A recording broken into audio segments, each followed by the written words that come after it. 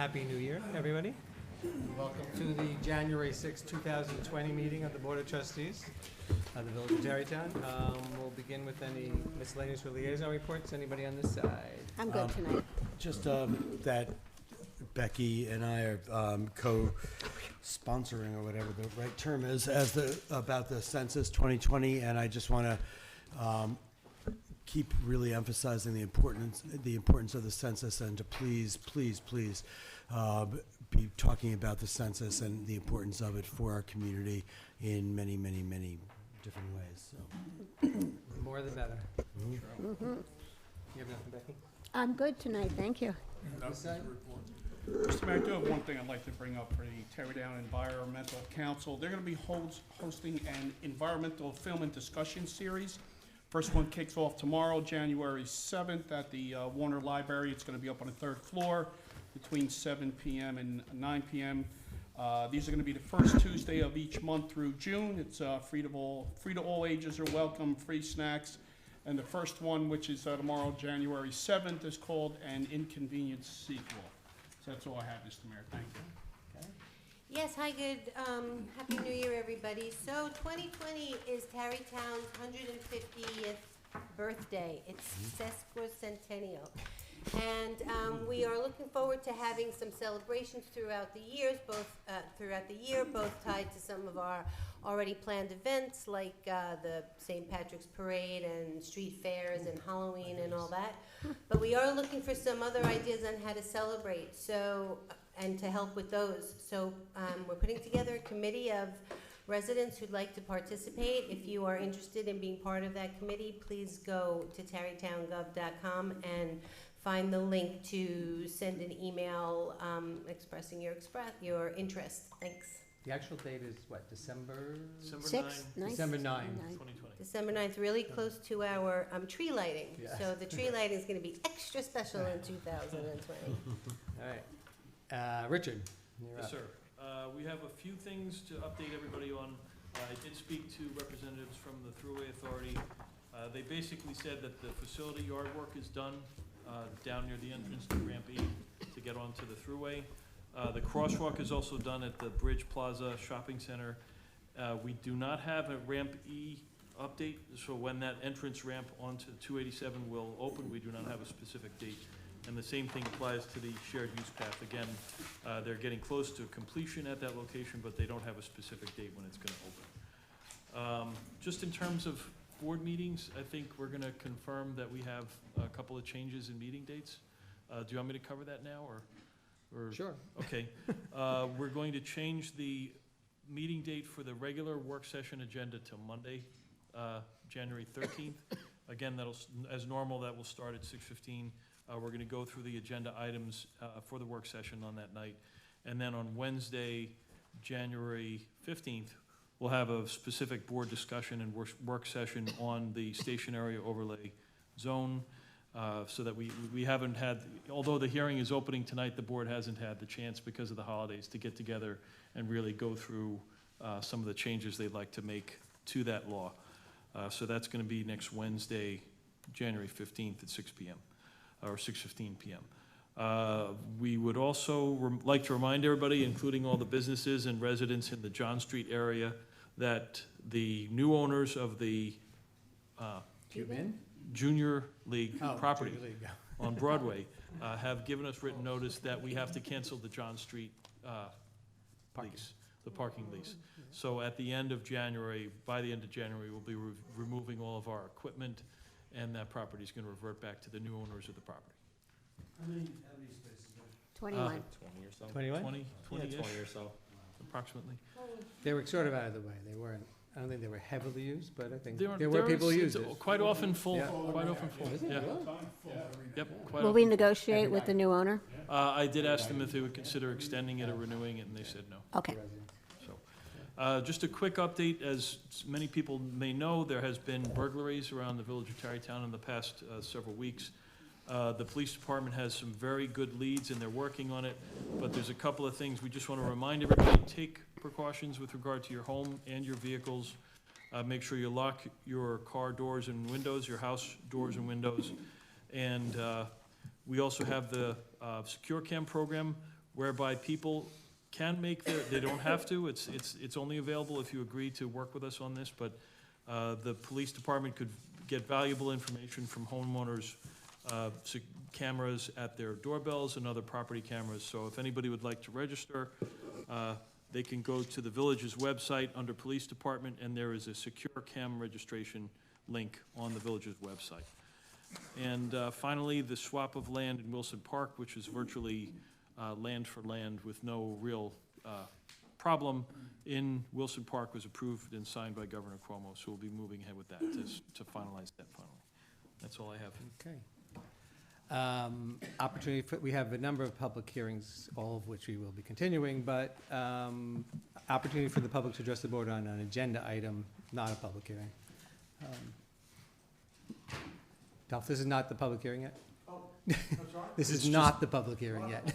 Sorry. That's okay. This is other things on the agenda. Comments on the We have a agenda. number of things on the agenda, public hearings on the agenda, and very little else, actually, but, okay, so there's no, everybody's here for public hearings. The first public hearing, which we will open and continue, is on the keeping of chickens. Can I have a motion to open the public hearing? So moved. All in Becky. favor? Aye. Anybody wish to speak on the keeping of chickens? Dean? Head clock. Oh, That is, That is, I believe Oh, that it's is the above. microphone. look high. That's a microphone. what's that? What's the round thing? The round thing is a microphone. Now that I notice. Yeah. It's a microphone.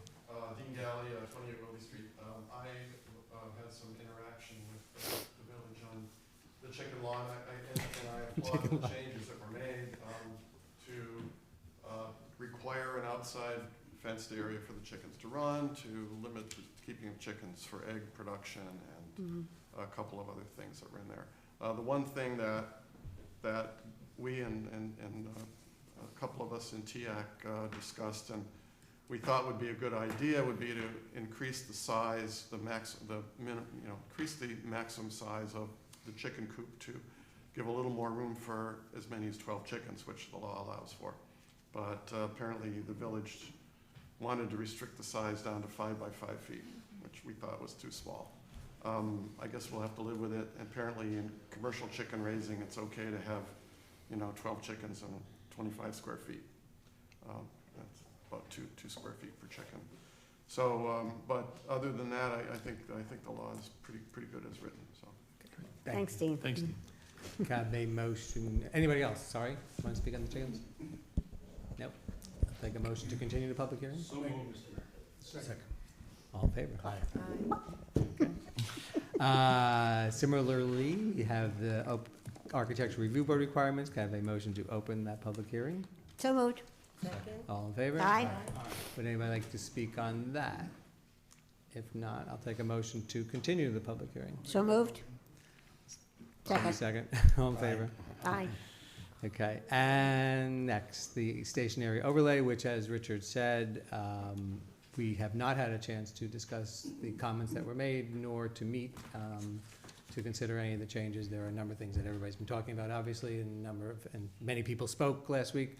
So we're gonna have our first work session dealing with it, since the first public hearing will be on the 16th? 15th, Wednesday, Excuse me, 15th.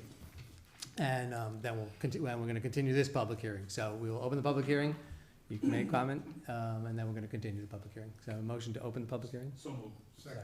All in favor? Aye. If you, Now. how did I know? Mayor, Council, I'm Dolph Beal from 108 Main, and can I just ask a question, how much time do I have? 5 minutes? 5 minutes? Yeah. Okay. Basically, I've got a list of what I went over last time. I think everybody understood it last time. Now I'm going to be talking about infrastructure and a strategic endpoint. Last time I didn't have a chance to go over the suggested actions, and they are basically to hold a work session to define the building height, including setbacks. I think that the setbacks, including the rooftop obstructions. I think the rooftop obstructions are extremely important and can be used as a way to add extra footage later on. I perceive a pro-developer bias, and I have some actions that I would suggest that you consider. And I'd like to know what the impact is and what the benefits are, and I'm effectively asking the question, why are we doing this? I've not heard anything that makes any sense to me. And finally, I think if you're gonna do something, you should say it in writing. And I understand from a conversation that I had earlier that this is the first draft and that there will be changes coming up, and I understand that. And the final thing is that involve the stakeholders. I think it's incredibly important. Last time, there was a question about the setbacks and the total height. The blue line shows where the 40-foot setback is. That's a height of 72 feet. And above that 72 feet, the red shows where 140 feet would be allowed. You know the area, and the 2 points of view clearly cannot see that 140-foot tower. So you're effectively biasing the judge point. You can't come to a conclusion that it impacts the view if you can't see the view. Okay, next. The large parcels maximum height in this area I've identified. You see the two on the upper right are the 140 we went over. I was interested to see that the 29 South Depot Plaza can go to a height of 92 feet, which is 72 plus 20. I'm not sure that was intended. And then the sites A and B, I couldn't define, and I've been trying to define if that is parkland or not. And I believe last time the mayor indicated that you're not going to sell parkland. I don't know if that's parkland or not. We can't simply sell parkland. Okay, That's, yeah, I just aside from that, we have no intention of, can't. yeah, Got it. without an act of the state State legislature, legislature, correct. and they generally require that you find offsetting parkland of at least as much. So it's a virtual impossibility. I sat down and took a look at what is the theoretical maximum number of units that could be put there. And as a benchmark, I used 29 South Depot Plaza, which after 2.5 years, they've come up with 69 units on 1.2 acres. And if that's for first level retail and 3 levels of residential, which means it's 23 units per floor residential. If you do the math, all of those other numbers work out. The green column shows what is basically the current zoning. And according to this math, it's 858 units could be put in the stationary overlay. Now, I don't think for a minute that anybody is going to put 858 units there, but it could. It could be done. And then I ask the question,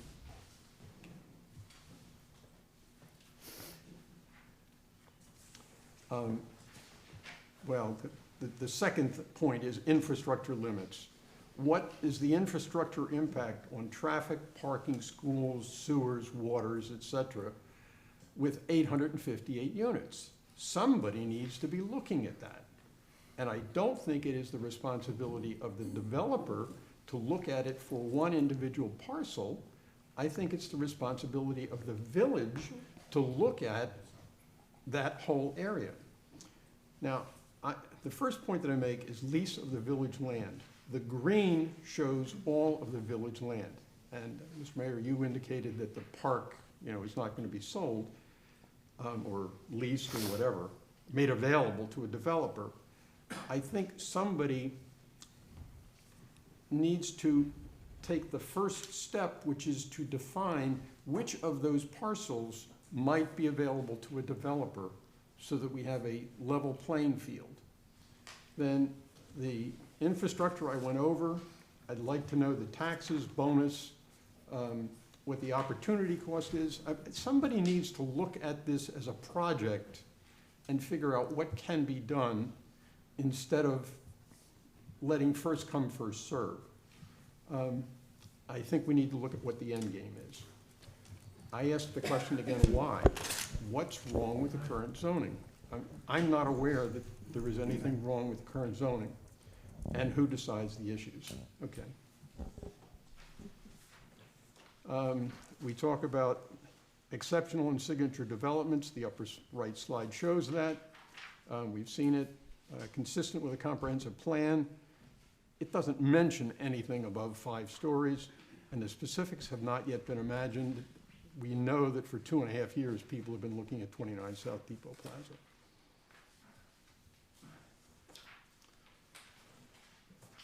What I've said effectively is that the infrastructure is constraining, the village controls the key parcels, the sequencing is incredibly important. We don't want to have the first person use up all the scarce resource and then somebody else come along with an even better idea and find out that there's no more resource available. It's my belief that we should direct the developer, not the other way around, and the stakeholders should be involved. And the last, although I don't have a slide of this, the last thing in 7 words, I believe, somebody, when I talked to somebody to review what I was going to say, they suggested that I be brief in what am I looking for. I'd like to make sure that the public is involved. If you can't involve the public in what I consider to be a rezoning of a major area in the village, then just leave the zoning alone. Thank you. Anybody else? Good evening, everyone. I hope everybody had a wonderful Christmas and holiday season. My name is Calvin Chin, and my family and I moved to 143 West Main Street about 3 years ago. We moved from that big metropolis called Scarsdale for a number of reasons. One was the charm of Terrytown as well as the beauty. When we moved here, we were aware that the original master plan that the village had negotiated with the developer, National Resources, only called for 238 units of housing, and because we didn't want to move into an area that could turn into a lot busier place than it is. It's a wonderful place to live. So my only point is, I'm fighting off a cold, but everyone who's bought into that area, our neighbors, and they're all wonderful people, we think that the village, we believe that the village has a moral and ethical and possibly legal responsibility to uphold that master plan. It's an agreement that obviously predated our family coming in, and I was here at the last public hearing, and a lot of people spoke more passionately and have been here longer, but I think we echo the same things, that we are concerned about what including, well, just the station area overlay plan, as well as including Hudson Harbor. There's a lot of unknown questions, and yes, it depends on what projects you receive and the scores and, you know, what ultimately you approve of. But I would go back selfishly again, just living in Hudson Harbor. It's already congested. We love the summers there, but you know the traffic is already insane, and we haven't even opened up, you know, the Toll Brothers project. We haven't even looked at the H Bridge and the condition of that. So I want to just you know, use this opportunity to share, you know, my feelings out in our opinion. We love the town, we love the people, we love the feel, and we just want to be more manageable. And having once lived on Staten Island, let's not turn this place into Staten Island. Thank you. Thank you.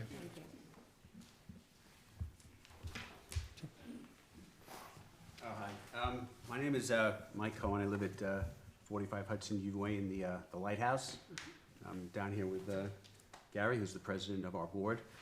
I just wanted to let you know, because I just want to, are you in, not that I'm going to kick you out, are you Yeah. in Sleepy Hollow or Tarrytown? No, Tarrytown. Tarrytown. 45 okay. Hudson U Way is the Lighthouse. Oh, Hudson Harbor, the new... yes, Okay. but they call it Lighthouse? Yeah, that's Oh. what they... I actually didn't know that. Well, there you go. But Sorry. no problem. I just want to Okay. let you know, because a lot of what, I think you hear a lot of what folks are against, but I just want to let you know that, and I'm authorized to say this, everyone in our building is hungry for the Cooney building to be redeveloped. I don't know if you've seen the renderings from National Resources, but it's a beautiful rendering. I think he's got, the plans have been approved, and he's going to resubmit. They're also very hungry for the Gatehouse project. As you know, it's a whole vacant area. Just to clarify, I don't think we have those plans. He's going to submit. They have not been. Yeah, I know that, but they're gonna have to resubmit. But he has as of right, I know, for the, Well, yeah. I just want to put that on the record. But there's enormous support. Everyone in our building wants that to go up as soon as possible. The last thing we want is an eyesore and a vacant building in your backyard. And I just think that there's a lot of anxiety about the SAO as well. Look, I'm just a layman, I have no prepared remarks, but just studying on my own, I think this anxiety about the special overlay zone is blown way out of proportion. And looking at the plan you put forth with the scoring is very quantitatively sound. I think the risk is underdevelopment in the area as opposed to overdevelopment. So that's the takeaway, and I just wanted to let you know that there's enormous support where we live for those two projects. Thank you. Thanks.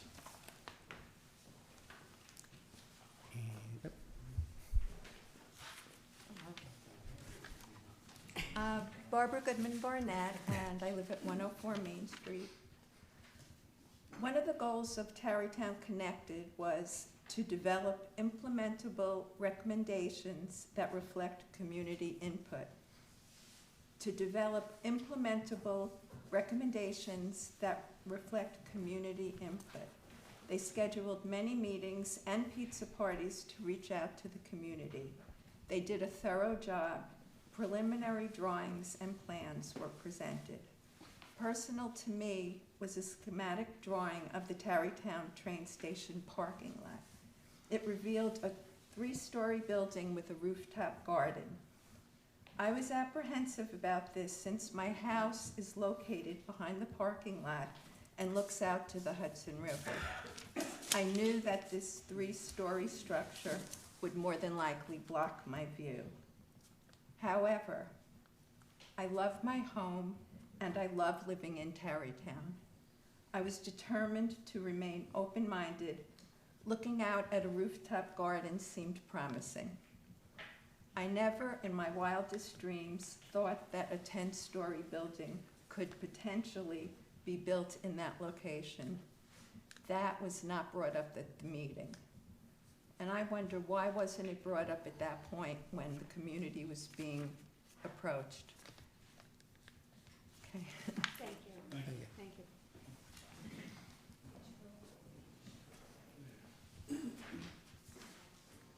Anybody else? David? Hello, David Barnett, 104 Main Street. It seems to me the reaction so far from the community for the 10-story overlay in general has been disappointment. Disappointment in the fact that this could happen to our village that's completely out of character with the rest of Tarrytown. So my question tonight is, since the residents have expressed their disapproval, why does the board think it's necessary? It's a necessary direction for the village. We may not. That's, so, we're gonna talk about it in 2 weeks. 1 week. Just January 15th. Yeah, but the 15th is a week and a half. Right. Yeah. Well, you know, I mean, I know this is redundant. Right. We've said this before.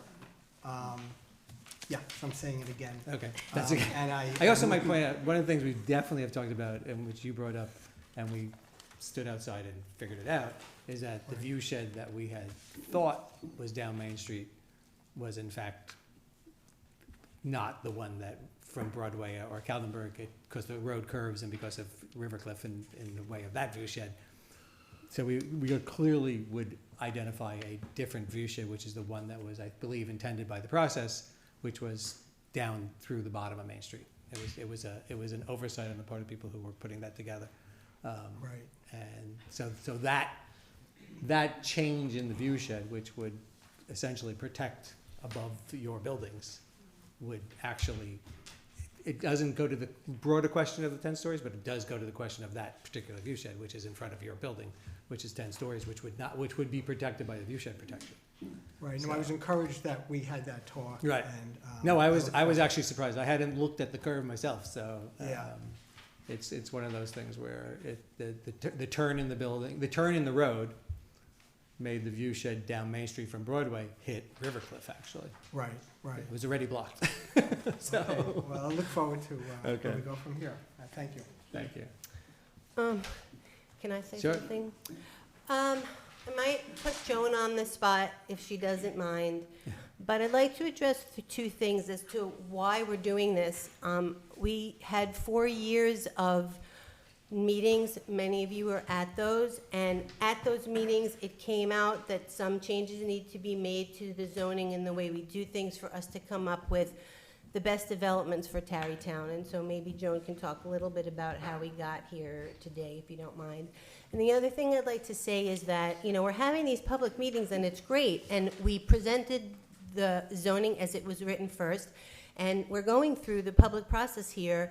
Everyone's giving input, and it's all being considered, just like it was during the workshops. So this is the process, and I think we're gonna come up with something that everybody can agree with and maybe have some problems with. Some people, of course, 100 people never agree.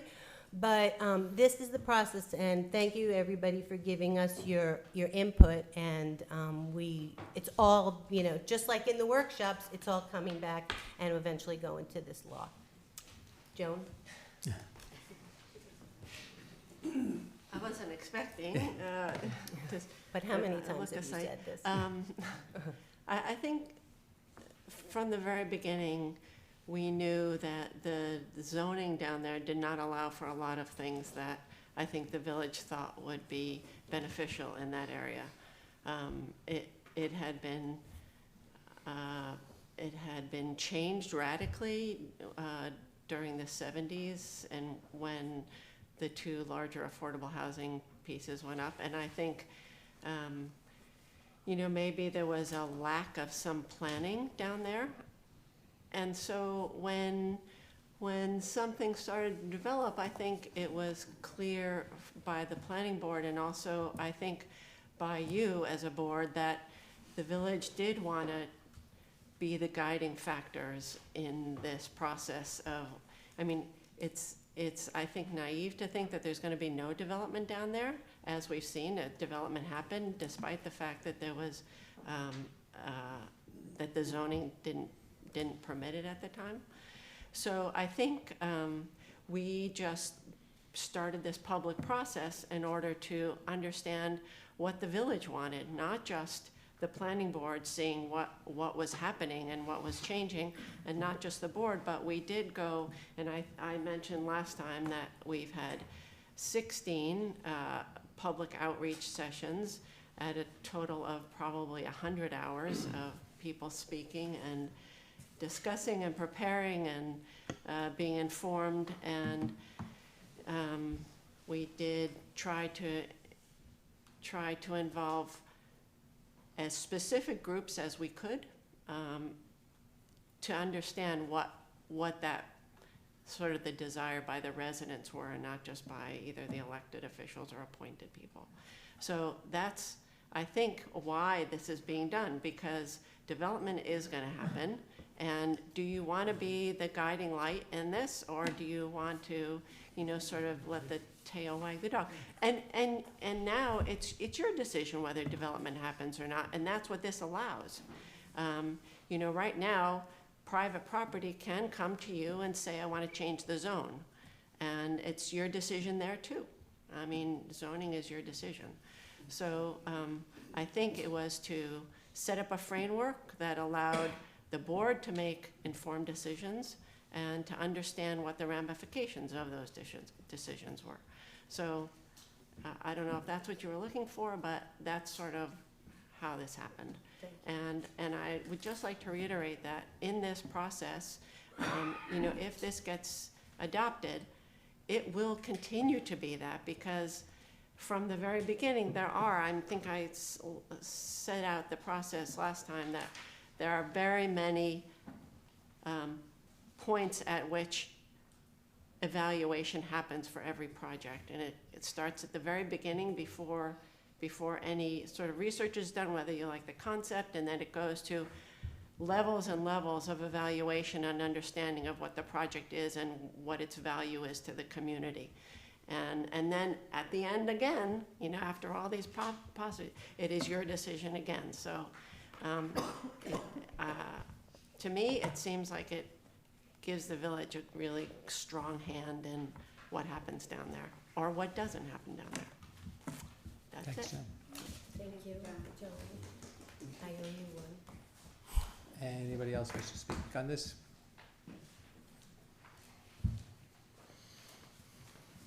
Hi, Peter Bartolacci, 67 Miller.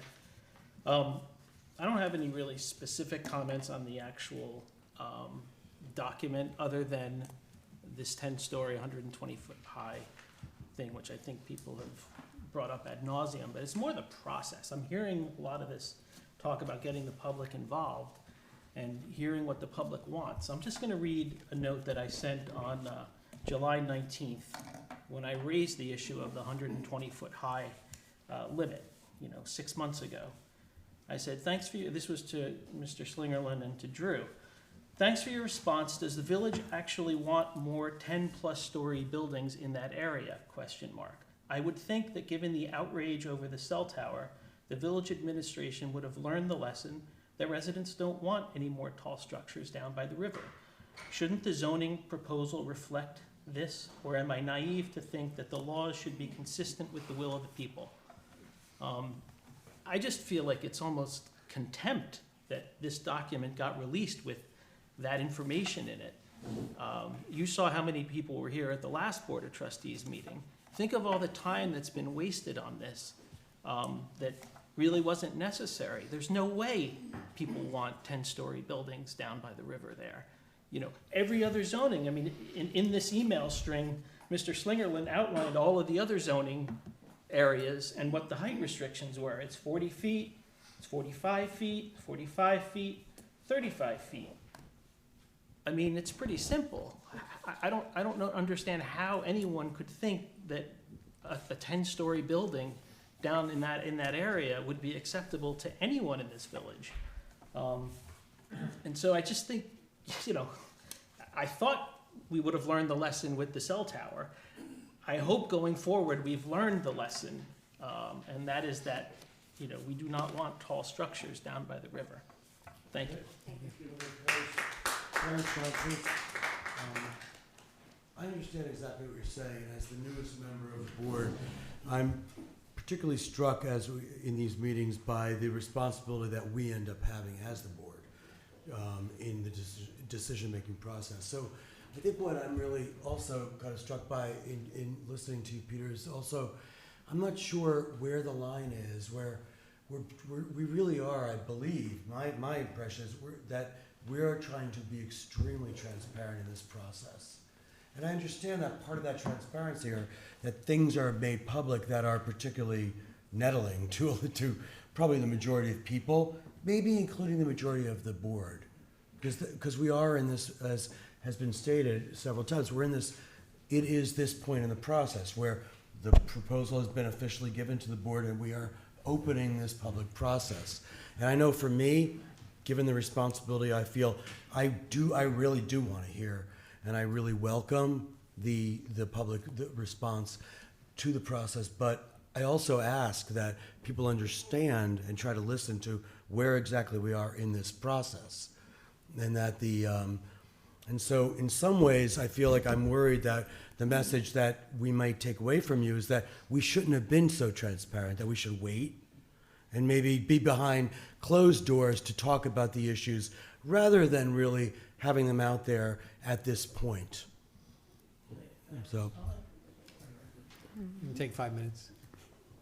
No, and I appreciate what you're saying, and I get it. You guys are in a tough spot. I just feel like. I don't think we're in a tough spot. No, I don't think it's a tough spot. I actually think it's exactly what we should be doing, which is having this public discourse. But with the transparency issue, being too transparent or not transparent enough, you're damned if you do, damned if you don't, and that's what I'm talking about, and I get that. But I shake my head. How could a document have gone out with that information in it? Like, even if that was the proposal, you got to revise the proposal.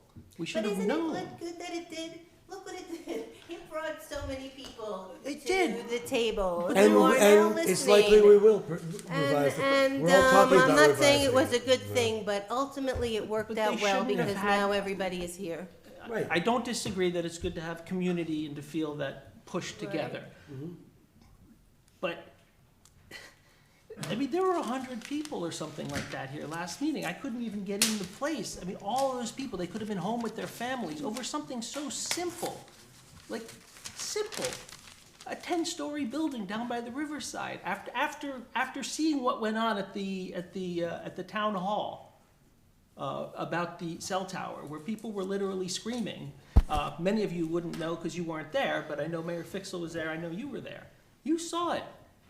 So then to have, and you were there, yeah, sorry, I give you credit, you were there. We were there. But to see that, and then to have this, it was like a slap in the face to me. It was like nobody was listening to a word anyone said. So that's my point. Anyway. That's your opinion, thank you. Understood.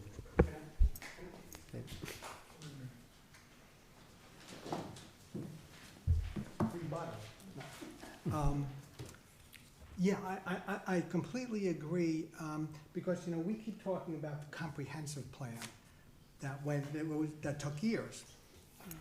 And when John spoke about it, I didn't see anything in the summary that would have suggested a 10-story building, or that direction even. So when you say, you know, you can go along with the future and the vision of where we're going, that's great, I'm all for development.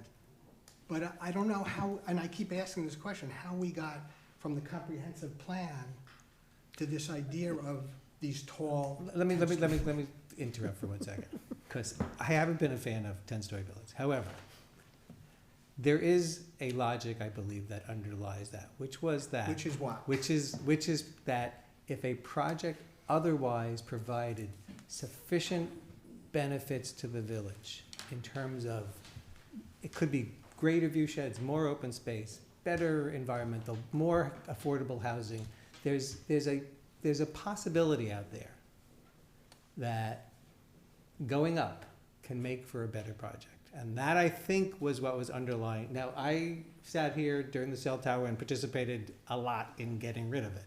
So, and I had warnings, I warned people about this, but there is a logic, and I feel obligated to defend the thinking behind it to some extent. And also, the other thing I have to say is that it's not as if the zoning proposes that every building be 10 stories, and that there be a city of 10-story buildings there. There's a far different process that would be embedded in this zoning, and it would be a long way between somebody proposing it and then getting it.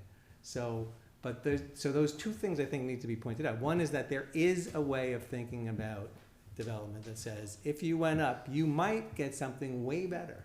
You know, a thin, tall story, 10-story building may be way better than a fat 5-story building. You may have a lot more views preserved by that. You might have more open space. So that's, I believe, the thinking that goes into why you would consider it. I mean, there's other factors as well. The other side of it is that it wasn't a given in the zoning. It's not like we're saying you can build everything to 10 stories. That's not what this zoning does.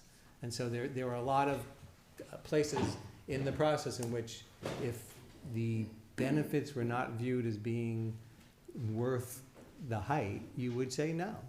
And that's how they built this zoning and how this zoning works, is that it would have to be justified that you would do, and any of it, whatever you were accepting in the zoning, you would have to, the point is that you need to demonstrate that there's sufficient benefits to the village as a whole in every single facet that's in that SAO before you would go ahead. So one, there is a logic. I'm not sure that, I wasn't a fan, but I feel that I should explain the logic to some extent. And also, it's not a given. And it's not, I mean, we talk about it as if it's where you got to build a 10-story building automatically. It isn't that. But all that being said, the likelihood of us keeping it the way it is very low. So, but I feel like it is important that that point be made. And I don't think it's been made enough. Well, that's it. I mean, I don't think it's been made enough, not that we would agree or Right, not. right. But I think that's just kind of sprung on us as a direction that we didn't hear before, and I don't remember anything said about that when we did the comprehensive. I don't know. I can't recall, nor do I have it enough in my head, but I do believe that the notion that there be this broad range of amenities and benefits to the village as a whole is what you're trying to do here. Yes, Is that so you're looking at Right. that development down there and trying to figure out what what's the best you can get? Not, and, you know, and there's no, look, there's no perfect process, I don't think, you know, and look, there's zoning down there now, and part of the problem is, as Joan said, is that projects come before us, and the zoning was really out of date and ancient, and didn't keep up with what's the changes that have taken place in the region or the village. And so then each project has become its own sort of zoning question that gets played with, and there is no overall vision or overall plan. Now, we didn't get down to a precise plan where we said, plus it's not our property, some of it's our property, but we're not even really talking about our property. In the private property, we didn't say you could do this, exactly this here, exactly this there, and exactly this there. And there was a sense that came out of the comprehensive plan process that there wasn't a really tight consensus on the precision, that the precise types of development that we wanted, which is why the committee came up with this idea where there were these broader goals, you'd have to meet those goals, and then you can take a look at a project that way.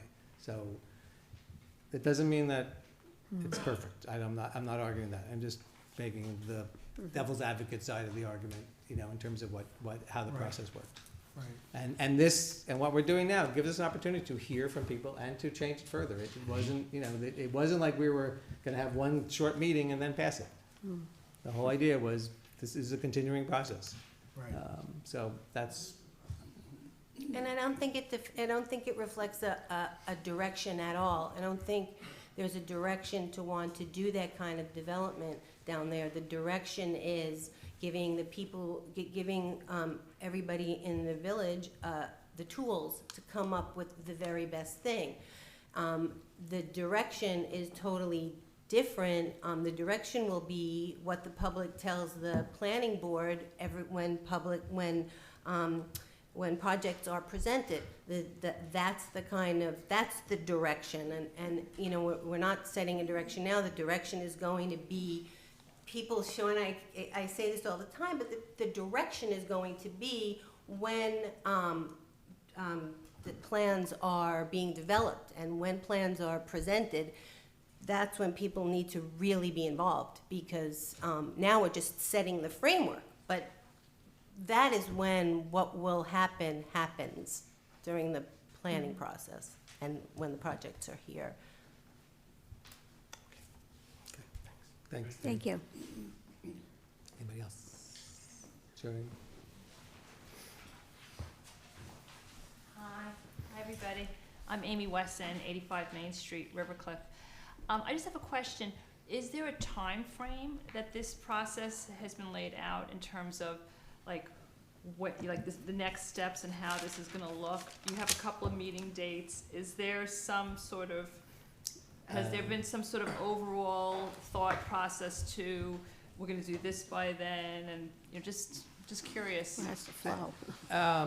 Beyond, I think there's an intent to try and settle on some final language within a month or so, you know? The meetings that are coming up in which we have the work session next week, we have a public hearing after that. Depending on the comments and the reception to whatever changes we make, we would go forward from that, and that would, but I don't know if there's probably more stuff that has to go on besides just passing the zoning. So Kathy, you want to chime in? I think the next step is just for the board to consider the public's comments at the work session and then decide what direction they want to go with at the SAO. So I don't really think we could lay out a specific time frame because the board hasn't really had a chance to discuss all the comments yet.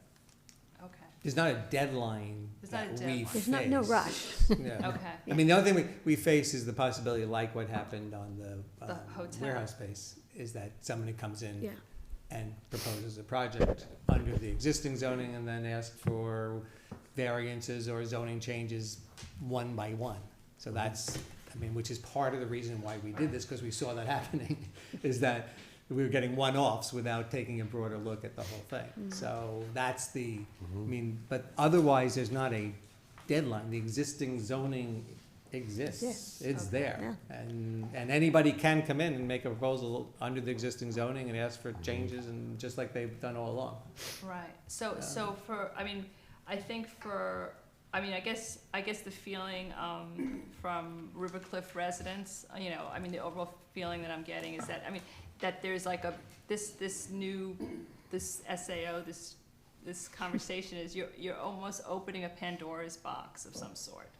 You're opening something up that this administration we trust, but in the future, that might be a little bit. You're opening it up, and I understand the creativity and what can come, and that could be exciting. Well, I'm sorry to interrupt, but it was really open anyway.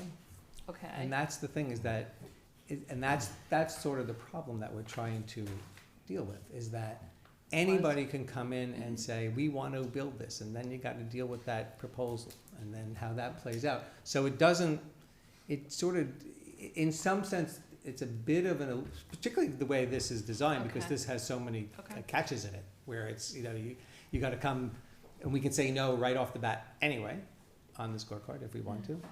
So you always we're faced with that possibility of somebody coming in. I mean, all development we've seen, Rivercliff, Hudson Harbor, the warehouse, they all came in with existing zoning, and they were big changes from what was there before. So in some ways, it sort of goes to what Paul was saying, is we're confronting this head on in a more transparent way to try and get some control over what otherwise ends up being this one-off process of projects without relooking at the entire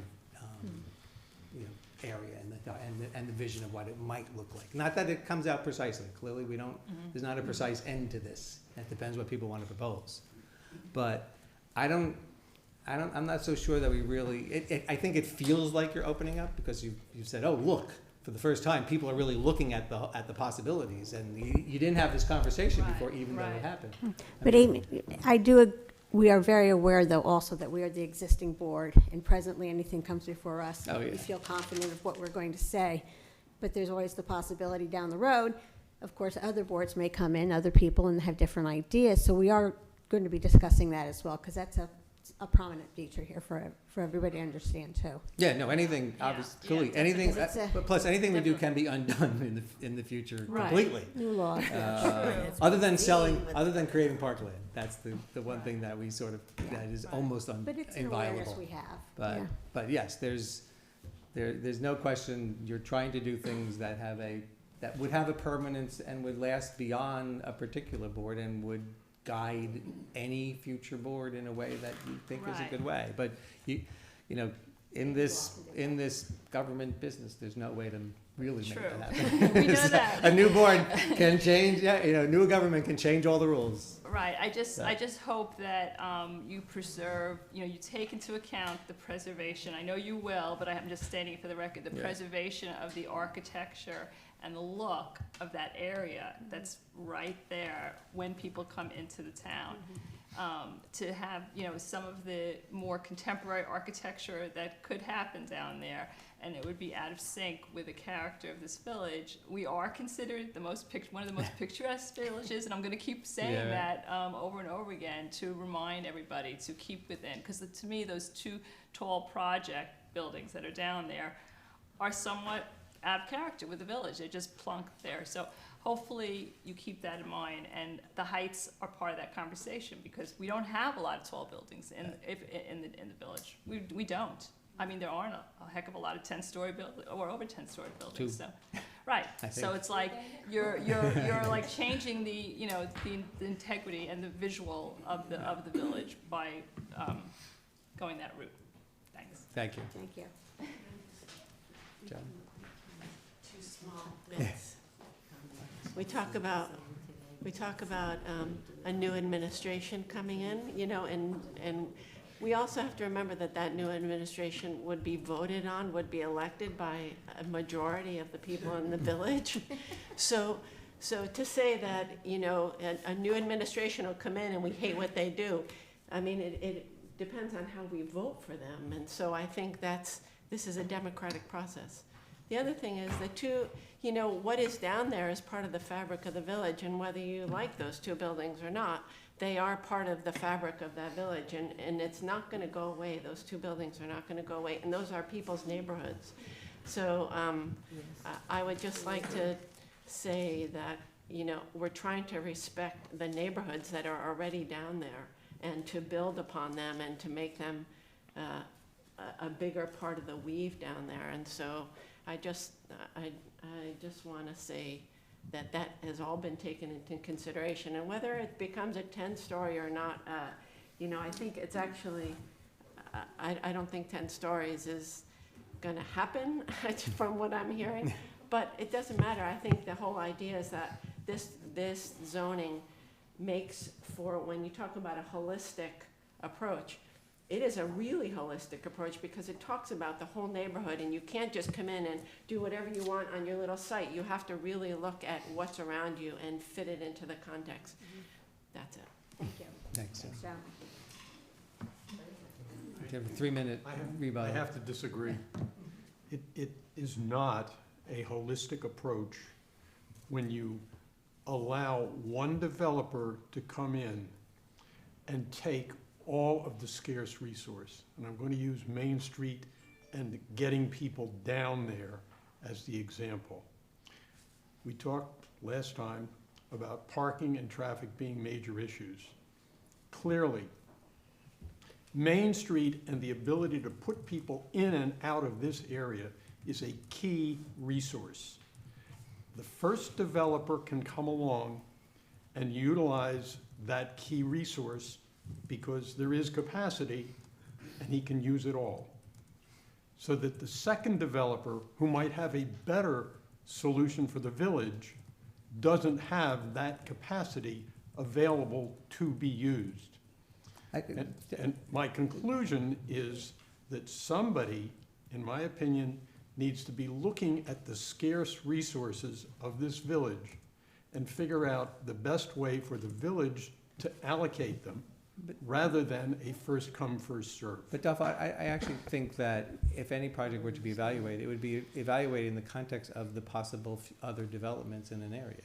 I would That hope you so. would not, that you wouldn't assume in any analysis that nothing else will happen. So you have to, now, we run into that problem when it's outside our borders, clearly. Right. That we don't, you know, we didn't get to control what Sleepy Hollow did on the waterfront. But we would look at a project in terms of the overall impact and what else could happen. So a project doesn't get evaluated in a vacuum under this process necessarily. I mean, it's easier now to do it in a vacuum, you know, or out of context without this. I mean, the scorecard that someone would have to, that would be looked at and analyzed, goes to all those factors. I mean, it may not say specifically scarce resources and the allocation thereof, but that's the notion behind it, is that you're looking at the full impact of a project within the context of the whole area. I agree with your point. It's always an issue that comes up with any development, which is, you know, and it's almost unstoppable unless you control all the property completely or you do nothing, obviously. But I think it's built more into this than probably any other approach that we've seen, really. Given the property ownership, the mix of private property and public property. I mean, the public property we don't do anything on. You know, there's no necessarily anything that we would do with the public property. And the rules really govern private property. But anyway, that's.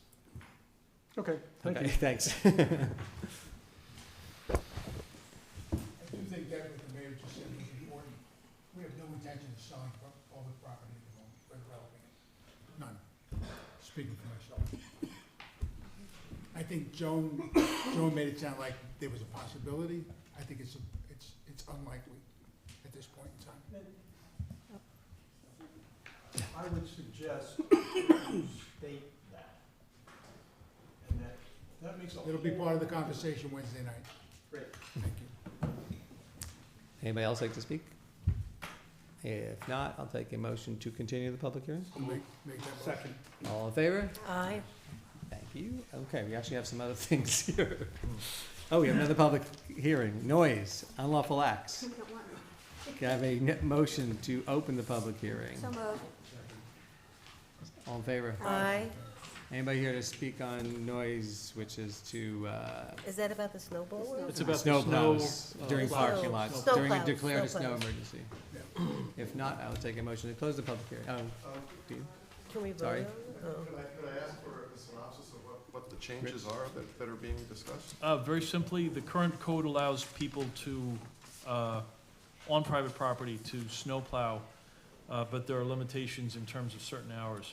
So, but only when there's a snow emergency declared. So we're looking to have the code changed to allow people on private property, whether it's residential, commercial, et cetera, during a snowfall to, snow plow those parking lots within 24 hours of the snow. Okay, so it's, we touched on that. I just didn't realize that was the noise ordinance. I thought that had to do with snow emergency streets. Well, that was different. That's a Snow different one. emergency Oh, okay. streets is a different, Right. that was changed. Okay. That was, we This- had streets, we said you can't park on a street if it's Right. snowing. This is a separate thing where the code actually says you can't snowplow during the hours of 9 PM and 8 AM on private property. Right.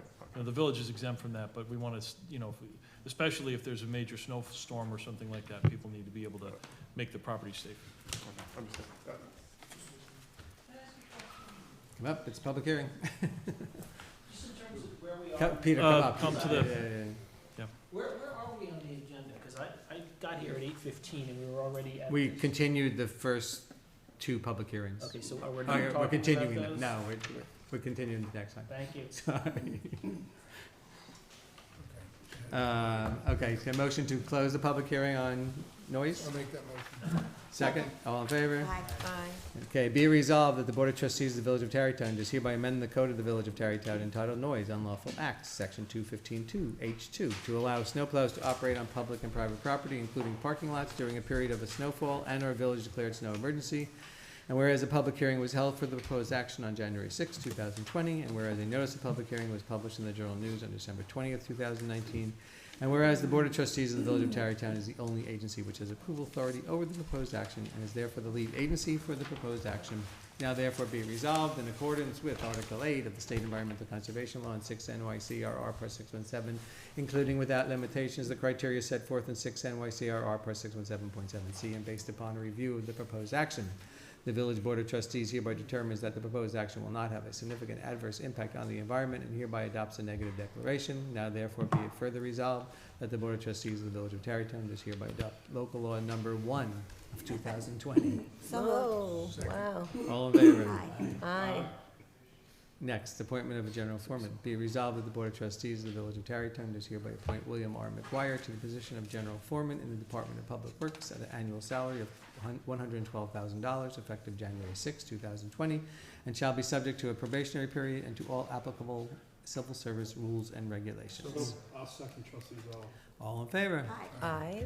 Appointment of a senior van driver. Be resolved that the Board of Trustees of the Village of Tarrytown does hereby appoint Greg Egan to the position of driver for the senior van for the Village of Tarrytown at an hourly rate of $19.33 per hour, effective January 6, 2020, and shall be subject to a probationary period and to all applicable civil service rules and regulations. So moved. All in favor? Aye.